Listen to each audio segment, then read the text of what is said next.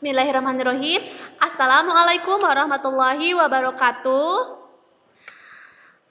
Soli dan Solihah Ustazah, Alhamdulillah kita bertemu kembali di pembelajaran prakarya bersama dengan Ustazah Yeni. Untuk memulai pembelajaran kali ini, mari kita sama-sama membacakan basmalah. Bismillahirrahmanirrahim. Oke, selanjutnya kita akan masuk ke pembelajaran bab pertama, yaitu kerajinan dari bahan keras. Nah, sebelumnya di semester lalu kita sudah belajar kerajinan dari bahan lunak ya, dari clay tepung atau misalkan dari plastisin atau misalkan dari tanah liat. Kalau sekarang di semester 2 kita akan mempelajari kerajinan dari bahan keras. Nah, bahan-bahan yang akan kita gunakan yaitu dari bahan kaca, kerang, dan plastik. Oke, selanjutnya kita awali dulu dari bahan kaca. Produk kerajinan dari bahan kaca bisa dijadikan sebagai hiasan rumah, ornamen rumah. Nah, bisa terlihat di layar kalian. Ini ada satu contoh hasil karya dari bahan kaca. Nah, kaca bekas yang berwarna-warni dapat menjadi mozaik atau berbagai hiasan yang menarik serta memperindah desain interior maupun eksterior di rumah ya. Nah, ini yang gambar kaca yang ini adalah hasil dari daur ulang kaca. Jadi kaca yang tidak terpakai kemudian ditempelkan di tangan orang-orang yang kreatif menjadi sebuah mozaik kaca yang bernilai seni tinggi, bernilai jual yang tinggi gitu ya, dan kebermanfaatannya sungguh lebih banyak. Selanjutnya ini ada dari kerang, bahan kerajinan keras yang selanjutnya dari kerang. Nah, kita ketahui bahwa memang cangkang kerang ini sudah banyak orang menggunakannya untuk kerajinan. Nah, salah satunya bisa dijadikan sebagai kerajinan bingkai foto atau misalkan kalung atau misalkan gantungan kunci gitu ya. Dari mana kita bisa mendapatkan kerang seperti ini? Tentunya selain kita mengunjungi asal dari kerang ini berada yaitu di pantai, kita juga bisa mendatangi rumah-rumah makan yang menjual makanan laut gitu ya. Salah satunya kerang-kerangan. Nah, bagaimana cara memanfaatkannya? Tentunya si cangkang kerang ini kita rendam, kemudian kita bersihkan terlebih dahulu, lalu kita pisahkan ukurannya sehingga kita bisa manfaatkan untuk hiasan-hiasan yang akan kita gunakan, misalkan hiasan dinding atau misalkan kalung-kalungan atau misalkan juga pembatas ruangan ya. Banyak yang bisa kita manfaatkan dari kerang ini. Nah, kerang ini memiliki bentuk yang unik dan warna yang alami dan lebih menarik karena memang ini terbentuk dari hasil alam sehingga bentuknya lebih alami dan juga warnanya juga lebih alami gitu ya. Kemudian kerang ini bisa dijadikan sebagai hiasan, bisa diberi warna sesuai keinginan kita ataupun misalkan tidak usah diberi warna juga, memakai warna aslinya juga lebih menarik ya, terlihat lebih indah. Oke, selanjutnya ini adalah contoh bahan kerajinan dari kerang. Ini adalah tempat perhiasan yang ditempeli dengan ornamen-ornamen kerang. Lalu bisa juga dibuat menjadi binatang dari kumpulan kerang-kerang. Nah, ini ada contoh kura-kura yang terbuat dari kerang. Kalau zaman dulu Ustazah menyebutnya kuwuk gitu ya untuk main backland. Nah, bisa dijadikan sebagai hiasan binatang ya, disulap menjadi hiasan binatang yang lebih menarik. Selain kura-kura bisa juga misalkan dijadikan hiasan yang lain ya, hewan yang lain. Nah, ini ada salah satu contohnya. Bisa juga dijadikan sebagai hiasan untuk lukisan dari kerang ada. Jadi si kerangnya itu dibor kemudian ditempelkan lalu membentuk sebuah lukisan. Ada juga yang seperti itu ya. Atau bisa juga kerang itu dijadikan gantungan kunci, banyak ya. Lalu selanjutnya, produk kerajinan dari bahan keras selanjutnya yaitu terbuat dari plastik. Nah, Plastik ini kita ketahui bahwa setiap hari kita menggunakan plastik untuk kantong makanan atau minuman dan tanpa kita sadari kita setiap harinya menyumbang sampah plastik. Dan perlu kita ketahui juga plastik itu adalah salah satu benda yang sangat sulit didaur ulang. Butuh puluhan bahkan ratusan tahun untuk bisa mendaur ulang plastik ya. Sehingga sudah sepantasnya kita bisa mendaur ulang atau mendapatkan manfaat lebih dari sampah plastik. Nah, plastik dapat dikonstruksi dengan komponen listrik sehingga menghasilkan bentuk lampu hias yang unik. Ini adalah contoh pemanfaatan limbah plastik menjadi lampu hias yang lebih menarik ya. Dan ini adalah contoh plastik yang dihancurkan kemudian dirubah menjadi sebuah lukisan atau gambar binatang tertentu gitu ya. Dan ini memiliki nilai seni yang sangat tinggi sehingga orang tertarik untuk membelinya, bahkan harganya mungkin bisa mencapai jutaan gitu ya. Padahal ini asalnya hanya dari sampah plastik biasa. Di tangan orang yang kreatif seperti kalian nantinya, ini akan bisa menjadi barang yang lebih bermanfaat dan lebih bernilai ekonomi tinggi. Mudah-mudahan ya. Dari plastik juga kita bisa menjadikan sebagai alat untuk kebutuhan sehari-hari. Contohnya sekarang itu kan kita kalau belanja ke supermarket, kita tidak difasilitasi dengan kresek ya. Jadi kita harus membawa kantong belanjaan sendiri. Nah, kita coba nih mendaur ulang bekas sabun deterjen atau bekas kopi, misalkan kalau orang tuanya ada yang ngopi atau misalkan bekas plastik-plastik yang lain, kita ubah atau kita sulap menjadi satu kantong belanja yang lebih menarik dan tentunya nanti kalau misalkan kalian sudah banyak, kalian bisa menjualnya. Selain kita bisa pakai sendiri, kita bisa menjualnya ke orang lain dan itu mengurangi sampah plastik yang ada di sekitar kita dan kita bisa memanfaatkannya, kita bisa menjualnya ya.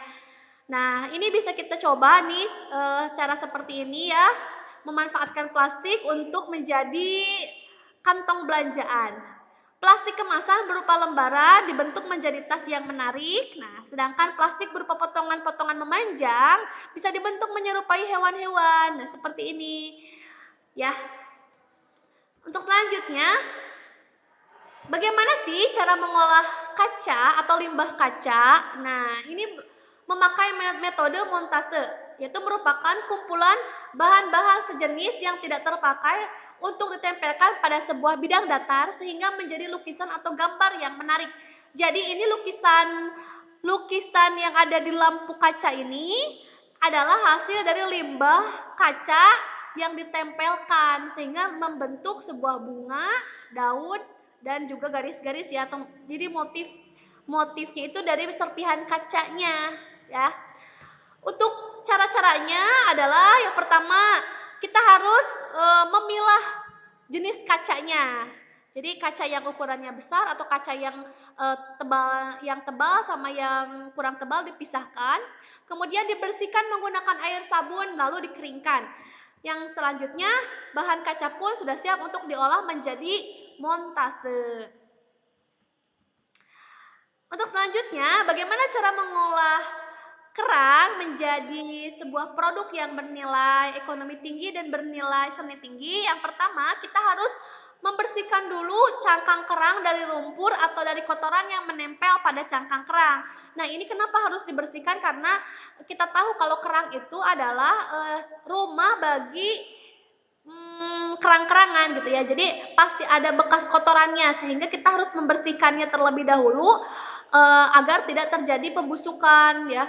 Kemudian pilih cangkang yang masih kuat dan yang cangkangnya sudah rapuh.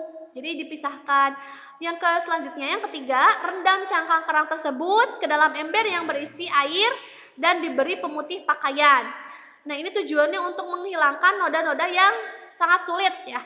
Yang keempat, sikatlah kotoran yang masih tersisa pada cangkang, kemudian bilaslah pada permukaan air yang lebih bersih. Jadi setelah nanti pakai pemutih lalu disikat kembali biar lebih bersih, lalu dibilas menggunakan air bersih. Dan selanjutnya yang kelima, jemurlah cangkang kerang di bawah sinar matahari langsung agar air yang ada dalam kerang itu bisa keluar sehingga tidak terjadi pembusukan. Alat-alat yang digunakannya adalah lem tembak, pisau, bor kecil, kuas, dan bahan pendukung lainnya yaitu seperti kawat kecil dan cat pernis. Ini untuk apa? Lem tembak ini tentunya kalau misalkan kita bikin kalung, ini untuk membolongi si kerang ya. Kemudian ada bor kecil, kuas ini untuk mencet bila perlu, dan juga ada cat pernis ini untuk mengkilatkan tanpa merubah warna aslinya ya. Jadi cat pernis ini untuk memberikan kesan mengkilat tanpa kita harus merubah warna dari si kerang tersebut. Nah, ini adalah salah satu contoh hiasan dari kerang. Ada gantungan dari kerang, kemudian ada bingkai foto dari kerang. Ini adalah salah satu bingkai foto dari jenis kerang yang sama gitu ya. Kita juga bisa memakai berbagai jenis kerang dalam satu produk sehingga lebih bervariatif. Misalkan di sini ada kerang yang besarnya, kemudian di sini ada kecil-kecilnya, lalu ditambahi pasir-pasirnya, pasir putihnya. Itu akan lebih menarik ya. Dibanding misalkan kita hanya menggunakannya satu jenis kerang-kerangan saja ya. Kerang yang ditempel menjadi ornamen unik seperti pada figura dan kerang yang dirangkai menjadi benda menarik seperti kalung ya. Jadi ini adalah salah satu contoh hasil pengolahan kerang menjadi gantungan kunci dan juga figura.